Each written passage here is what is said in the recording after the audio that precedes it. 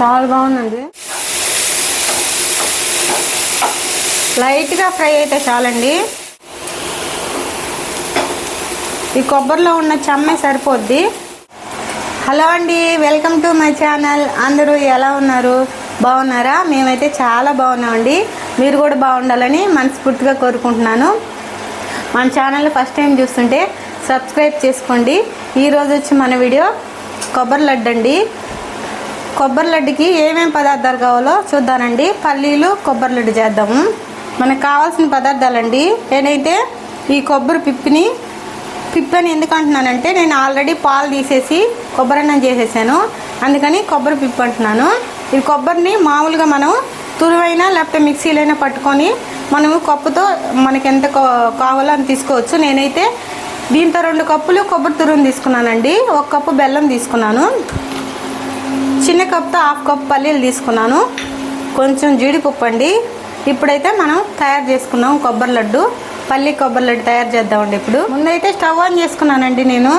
చూడండి, ఇప్పుడు పల్లీలు వేగిస్తున్నాను. ముందుగా మనం పల్లీలు వేగించుకున్నాము. చాలా సింపుల్గా, చాలా ఈజీగా అయిపోద్దండి లడ్డు. చాలా టేస్టీగా కూడా ఉంటుంది. మన పల్లీలు అయితే వేగిపోవచ్చాయండి. మనం పల్లీల్ని చల్లారబెట్టి అది తొక్కు తీసేసి మనము పల్లీలుగా అయినా వేసుకోవచ్చు. మనకు పల్లీలుగా ఇష్టం వద్దనుకుంటే కొంచెం మిక్సీలో బరగ్గా పట్టుకోవచ్చు అండి. నేనైతే బరగ్గా పట్టుకుంటాను, పల్లీలుగా వేయకుండా. 1 మన పల్లీలు అయితే వేగిపోయినాయండి. ఇప్పుడు వీటిని చల్లారబెట్టి మనం మిక్సీ పట్టుకుందాము. 2 స్పూన్లు నెయ్యి వేసానండి. ఇప్పుడు జీడిపప్పు వేగించుకుందాము. జీడిపప్పు అయితే ఆప్షనల్ అండి, మనం కావాలంటే వేసుకోవచ్చు, లేకపోతే లేదు. ఇప్పుడు కొంచెం జీడిపప్పు వేసి దోరగా వేగించుకుందాము.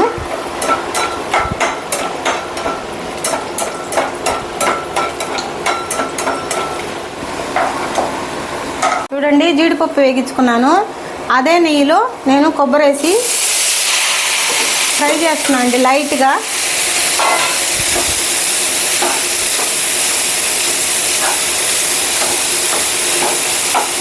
లైట్గా ఫ్రై అయితే చాలండి, ఎక్కువ ఫ్రై అవ్వలేదు. ఇదిగోండి, మనం దీంట్లో వాటర్ వేయకుండా దీన్ని బెల్లాన్ని పాకం పట్టుకోలేదండి.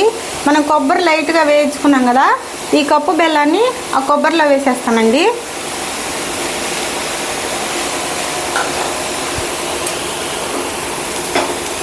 ఈ కొబ్బరిలో ఉన్న చెమ్మే సరిపోద్ది, పాకం లాగా వచ్చేస్తుంది. చాలా ఈజీ అండి ఇది, చాలా టేస్టీగా కూడా ఉంటుంది.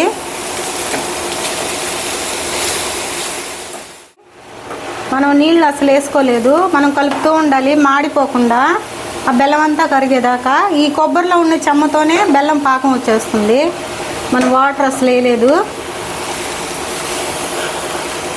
ఇవ్వండి, పొడిగా అనిపిస్తుంది కదా, కానీ ముద్దగా వస్తుంది ఇది కలిపే కొద్దీ. చూడండి, కలర్ కూడా మారిపోయింది. మనము బాగా దీన్ని ఇంకొంచెం మన చేత్తో అలా అంటే రౌండ్గా వచ్చేలాగా కలుపుకోవాలి. సిమ్లోనే పెట్టుకొని మనం బెల్లం బాగా కరిగించుకోవాలి మాడిపోకుండా. ఇదిగోండి, పల్లీలు కూడా కొంచెం బరగ్గా వేసాను, దీన్ని కూడా వేసేస్తున్నాను. పల్లీల పొడి కూడా కలిసేలాగా బాగా కలుపుకోవాలి.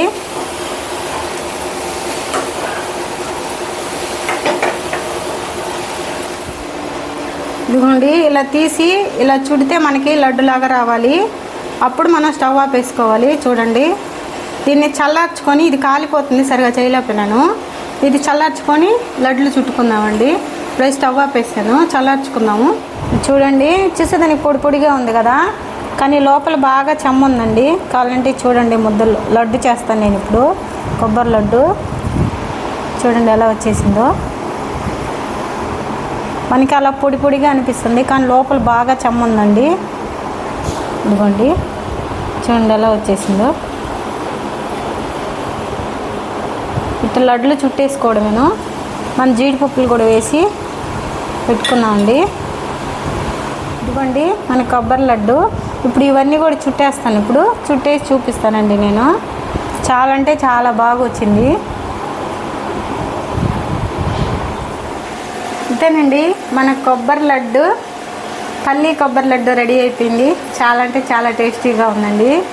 ఇదైతే చూడండి, గట్టిగా కూడా లేదు, మామూలుగా గట్టిగా రాయిలాగా ఉంటుందేమో అనుకోవద్దండి. చూడండి ఎలా మెత్తగా వీడి వచ్చేస్తుందో, చాలా బాగుంటుందండి. ఇప్పుడైతే నేనైతే టేస్ట్ చేస్తున్నాను.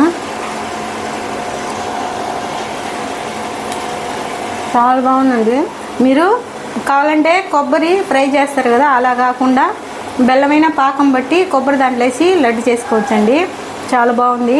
తప్పకుండా ట్రై చేయండి. మా వీడియో మీకు నచ్చినట్లయితే లైక్ చేయండి, షేర్ చేయండి, సబ్స్క్రైబ్ చేయండి. ఉంటానండి, బాయ్.